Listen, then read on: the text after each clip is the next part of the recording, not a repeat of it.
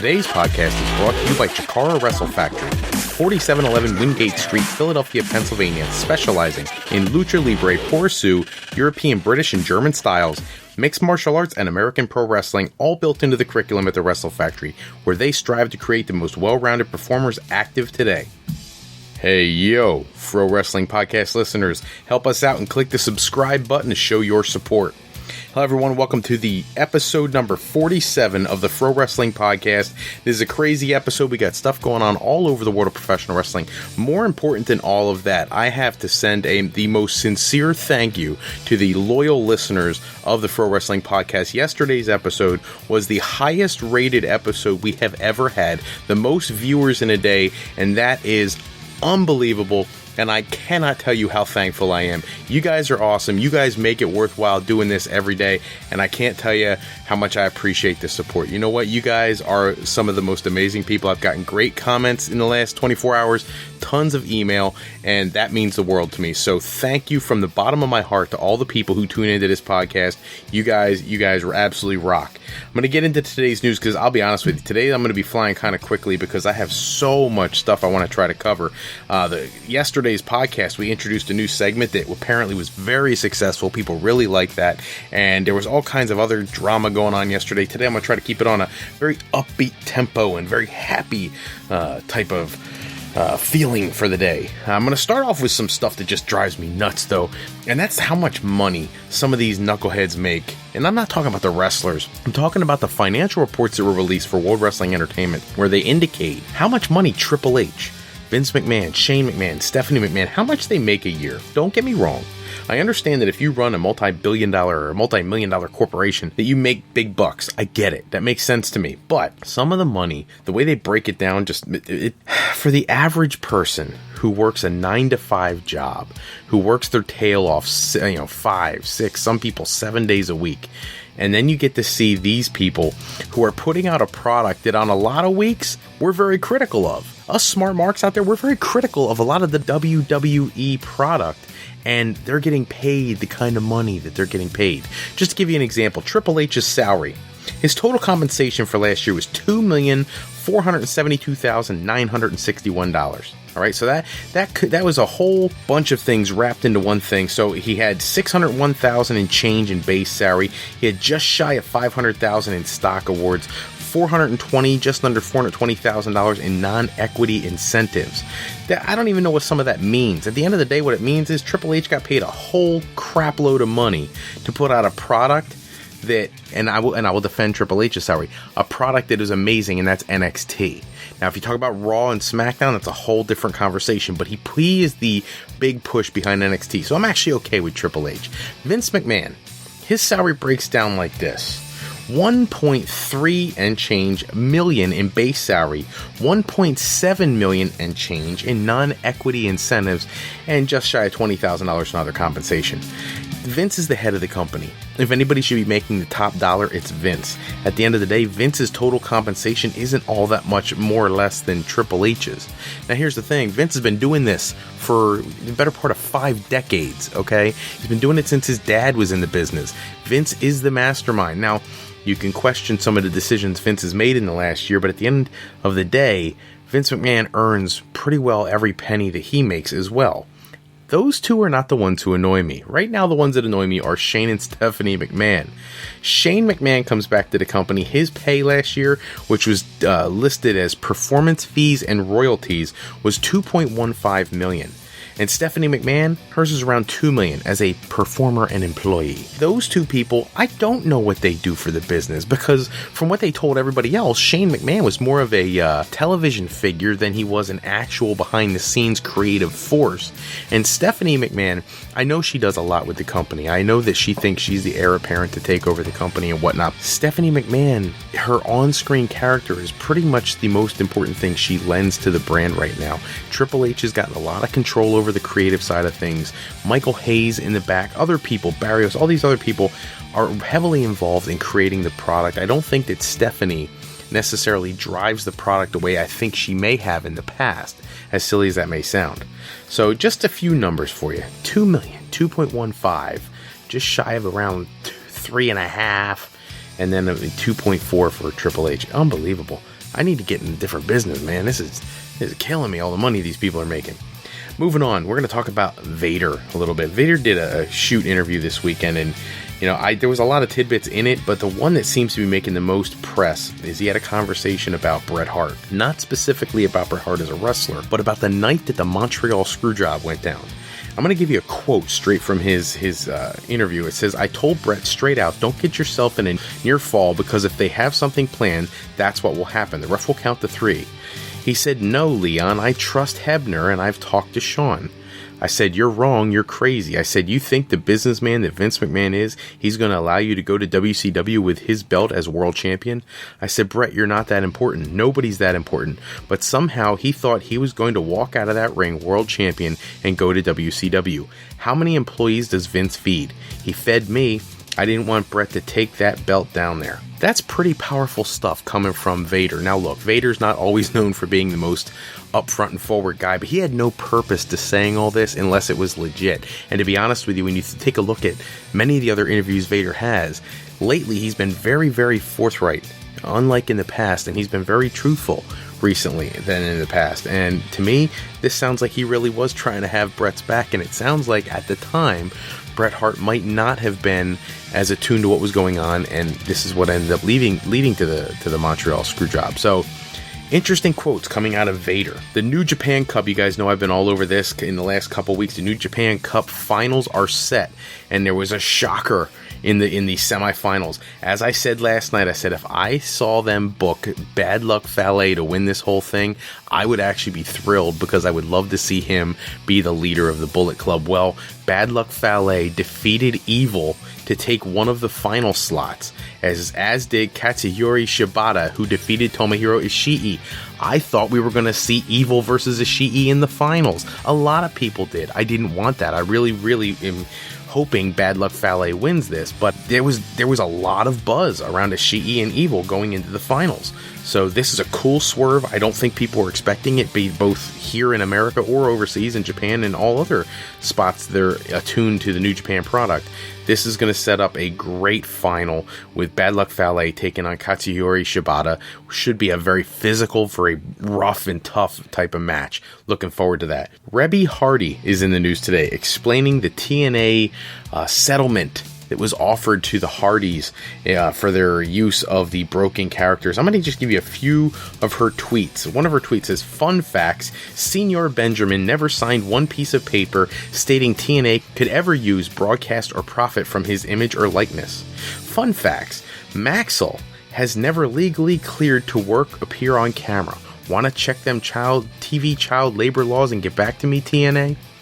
Another part here, she says, "Fun facts, nearly every notable attribute that makes Broken Matt Hardy was developed by me in a Waffle House. Yummy."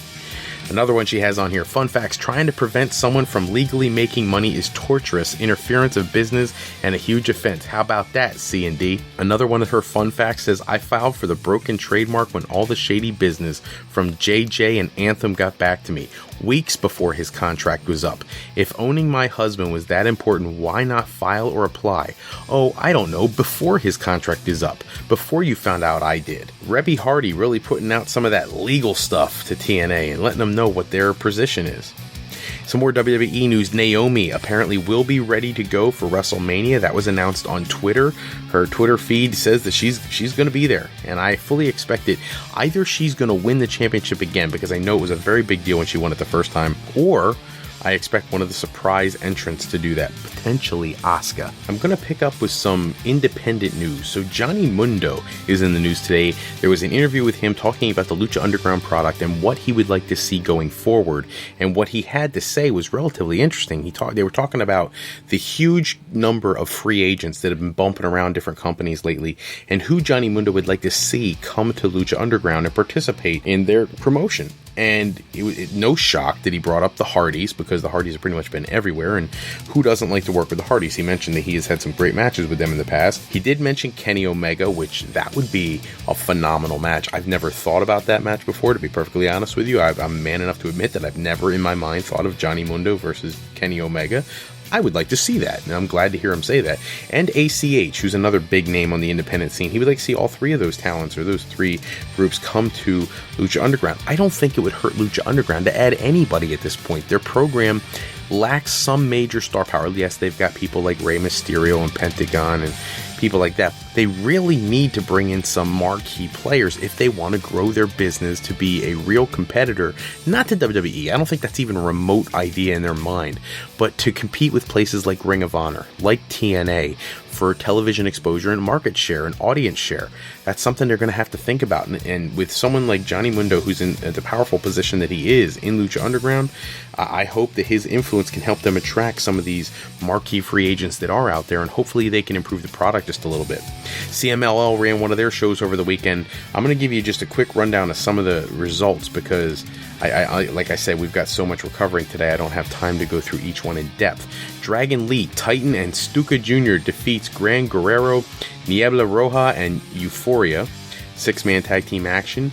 Rush, La Mascara, and Craneo defeat Caristico, Atlantis, and Marco Corleone. If you don't know who Marco Corleone is, back in the days when Jindrak, O'Hare, Palumbo, all these guys came into WWE and WCW towards the tail end of the WCW time, that's Mark Jindrak. He's the guy who they theorized was supposed to originally be a member of Evolution before Batista was added to the mix. So he's making a big name for himself down in Mexico. The NWA World Historic Middleweight Championship, Ultimo Guerrero defeats Matt Taven to retain his title. The CMLL World Trios Champions, Mystico, Volador Jr., and El Viante defeat Mephisto, Luciferno, and Hechicero to retain their championships. Diamante Azul defeats Piero in a mask match. Piero loses his match. Diamante Azul is running around with his mask. Piero ends up pulling Diamante Azul's mask off and attacking him after the match, and he's parading around with the mask. Very cool stuff to see. Authentic Lucha Libre where the mask still matters. You know, a lot of times in WWE and WCW, the masks really just didn't mean the same thing as they do down there in Mexico, and more power to them. That's something that is unique to that demographic of wrestling fan, and it's always cool to see something different. Speaking of the Mexican wrestling scene, Jeff Jarrett, Ed Nordholm, and Jeremy Borash of Impact Wrestling are in Monterrey, Mexico for the AAA Rey de Reyes tournament that's going on down there. They're obviously going to be scouting talent, trying to further their partnerships with different promotions around the world, trying to bring some talent into Impact Wrestling. So we'll have to see how that works out. But at the end of the day, I say that a lot. At the end of the day, somebody gave me a hard time the other day on the podcast for saying, I'm just saying. A couple of the things that just pop out of my mouth. I don't really think about it, but at the end of the day, they need to grow their talent pool, and this is just something that Jeff Jarrett's been doing for quite a while now, whether it was Global Force Wrestling or now doing this for Impact Wrestling, trying to grow the brand and bring in partnerships from all over the world. Pro Wrestling Guerrilla had a show this weekend. Brian Cage won a 3-way match over Keith Lee and Sami Callihan. Jeff Cobb and Matt Riddle, Jeff Cobb being Montanza Cueto, if you don't remember me saying that in the past, they defeat Jake and Dave Christ. Leo Rush beats Trevor Lee. Shane Strickland beats Desmond Xavier. Chuck Taylor and Trent Beretta defeat Zack Sabre Jr. and Marty Scurll. That one actually kind of shocks me a bit. Penta OM, which is Pentagon, but remember he's got to use a different name because the other one's copywritten. Penta OM and Ray Phoenix win the PWG, Pro Wrestling Guerrilla Tag Team Championships, by defeating the Young Bucks and the team of Ricochet and Matt Sydal. I would give anything to watch that match. That's going to be a great match to pull up on YouTube as soon as it becomes available. Wrestle Circus pulled in one of their biggest crowds in the history of their company on Friday night, part of the SWSX event in Austin, Texas. Barrett Brown defeats Terrell Tempo. Fred Yee won a 3-way match over Gregory James and Kurt Stallion. Ricky Starks and Aaron Solo team up with Andy Dalton and defeat Jordan Lennox and the Boys. Carson defeats Davey Boy Smith Jr. by disqualification. Rachel Ellering, daughter of Hall of Famer Precious Paul Ellering, defeats Tessa Blanchard, daughter of Hall of Famer and Pro Wrestling Podcast interviewee Tully Blanchard, and she does that to keep the women's championship. Jax Dane defeats Jeff Cobb. John Morrison defeats Sammy Guerra. Matt Hardy goes up against Colt Cabana in a huge match for this show, and Matt Hardy is by far the hero of the match, and he ends up defeating Colt Cabana. Brian Cage retains his title by beating Matt Riddle. Leva Bates worked as Sister Nero in Matt Hardy's corner, which was an interesting addition. I don't know if that's something they're planning on furthering in other promotions, or if this was just something for Wrestle Circus. We'll have to keep our eyes out on that. Progress Wrestling, Chapter 44, Old Man Yells at Clouds. That's their title for this weekend. Tonight's show saw Trent Seven and Tyler Bate, the British Strong Style tag team, defeat TK Cooper and Travis Banks, known as the South Pacific Power Trip. I love that tag team name. They do that to Tyler Bate and Trent Seven end up retaining the Progress Tag Team Championship. Jimmy Havoc comes out at the end of the match and attacks Trent Seven and Tyler Bate after the match. Zach Gibson defeats El Ligero, who, for those who don't know, he puts on this whole Lucha Libre persona, even though he's not Latino of any sort. James Drakes defeats Jack Sexsmith. Mark Andrews defeats Will Ospreay in a match I'd love to see that one as soon as it hits YouTube. Havoc came back out. He attacks Will Ospreay. You know, he's just taking people out. Walter and Axel Dieter Jr., they are ring camp. They defeat the Hunter Brothers. Morgan Webster defeats Nathan Cruz. Ginny defeats Nixon Newell to advance to the finals of the Progress Women's Championship Natural Progression Series. Pete Dunne ends up defeating Jimmy Havoc, who had been, causing, no pun intended, but Jimmy Havoc, who was causing havoc all night. He defeats him to retain the Progress World Championship in a no disqualification match. This one spilled out all over the place. Interference from Will Ospreay. There was the use of weapons and hidden foreign objects and things like that. So, cool show put on by Progress. Yeah, that's kind of like what they do. They put together these really interesting shows, and I'm thrilled to see that their audience seems to be growing because they put out a killer product. Pro Wrestling Report is pleased to announce that the following names are scheduled to appear at their April 1st show, big WrestleMania weekend show. Big Sexy Kevin Nash, Mean Gene Okerlund, Al Snow, James Storm, ODB, Ken Anderson, Thea Trinidad, also known as Rosita, Billy Gunn, MVP, Abyss, Swoggle. They've also said there's going to be like 15 other people who are going to be there. So if you get an opportunity to be in the area, go to the Pro Wrestling Report show, get together. It's like a big event every year around WrestleMania time. I want to get to the indie intros segment, which is what I started last episode. To get this segment started, I have 3 promotions that the diehard fans may want to go and seek out. If you're looking for more wrestling action, more than just your WWE, your TNA, your Ring of Honor, Lucha Underground, the normal stuff that you see, the New Japan Wrestling, the episodes from 2015 that they keep replaying. If you want to see some other promotions you've never heard of, I'm going to be giving those to you every episode. So, this episode, World Wrestling Professionals out of South Africa. If you want to check out some really cool African style wrestling, when I say that like they're so much different, they're not. This promotion is very much an American style wrestling promotion.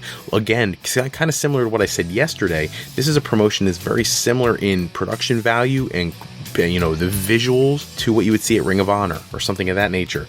Look up Kwaito Kid, Kwaito Kid versus Kilimanjaro. Killer match. It's on YouTube. Go for it. Check it out if you want to see some new and exciting action. If you get hooked on their product, subscribe to their YouTube channel or pop on their Facebook and become a fan of them there. Secret Base Wrestling, which is located in Japan. Again, Japanese wrestling is some of the most amazing, hard-hitting action. This promotion catches my attention for a completely different reason.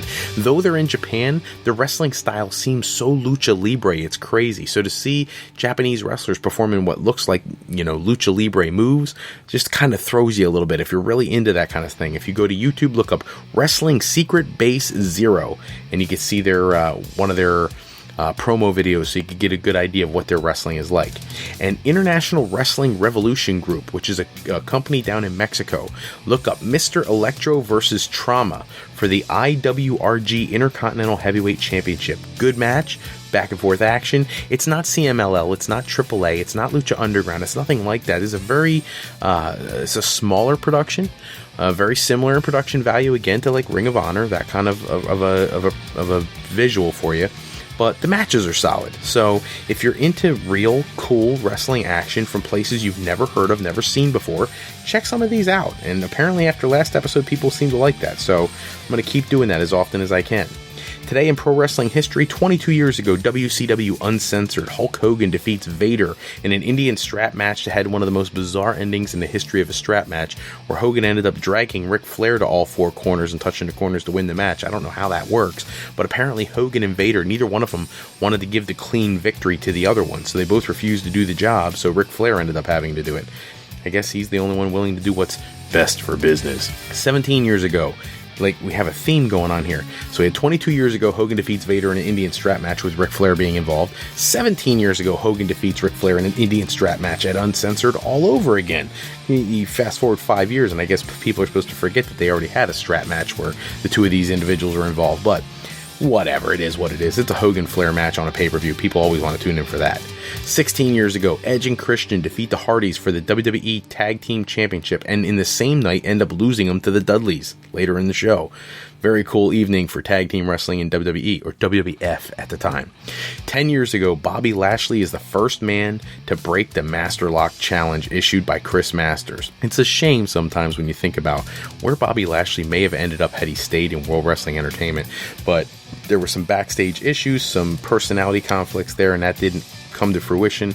Yes, he's successful in mixed martial arts. Yes, he's been multiple-time Impact champion, but you really have to wonder what he could have done in WWE if he was in the ring with, say, a Brock Lesnar, or in the ring with Goldberg, or in the ring with Roman Reigns. You know, it's matches we haven't seen, may never get to see, and it's really a shame because true wrestling fans would love to see some of that stuff. 6 years ago, Eddie Edwards defeats Roderick Strong to win the Ring of Honor Championship. Eddie Edwards has come so far. He's an Impact star now. Roderick Strong now in NXT. You know, these two guys, they tear the house down when they get in the ring.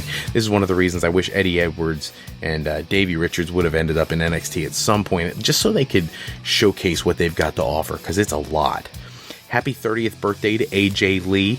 I'm sure CM Punk, there was all kinds of stuff out that CM Punk was giving her some special presents today and this and that, but from the wrestling community to AJ Lee, she's one of the divas who weren't all that diva, who everybody seems to appreciate, and I think wrestling fans would give anything in the world to see her back in a ring, because she was entertaining.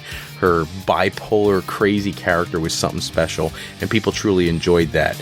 And I think based on the issues between CM Punk and WWE, probably never see her wrestle again. But if, you know, they always say the never say never, I'm saying never, but they say never say never. If it were to come to fruition, that's somebody that fans would really go crazy to see back in the ring. Today's look back match on YouTube, go see the Jung Dragons versus Air Raid.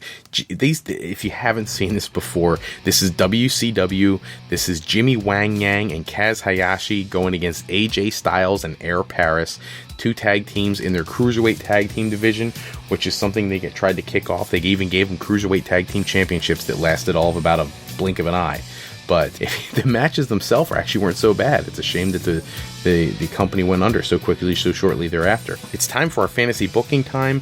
As you guys probably have figured out by now, our 64-man tournament just keeps trucking right along. Last night's matches got some of the most feedback I've gotten so far.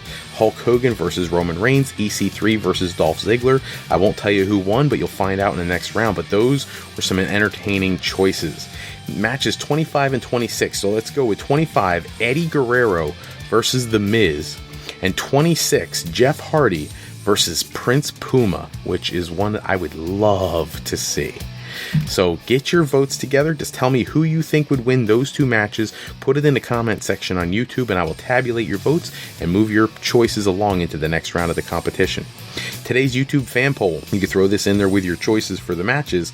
Who is the best wrestler that you have never seen get a win? That's a complicated question. Who is the best wrestler that you have never seen get a victory?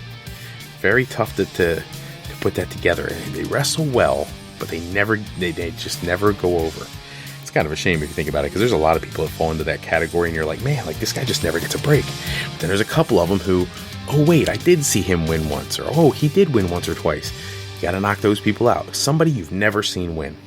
Don't forget about the Fro Life Planning Contest. For those of you who don't know what Fro Life Planning is, we help students and adult learners find their path to either higher education or a new career.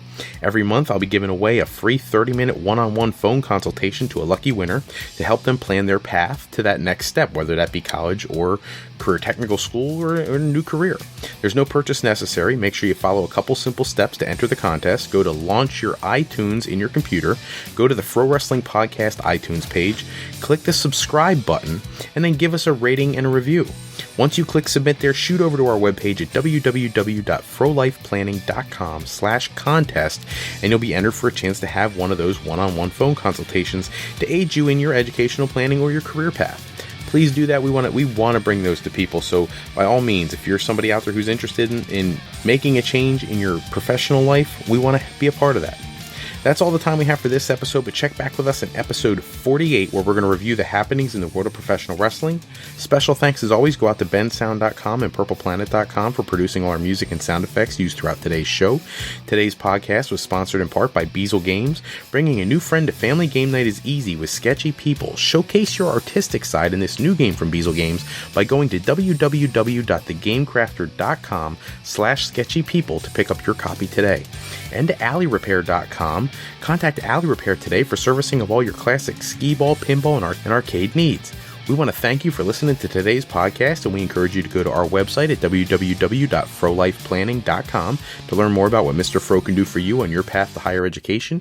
Remember, Fro Life Educational Planning is for today, for tomorrow, and for life with Fro Life.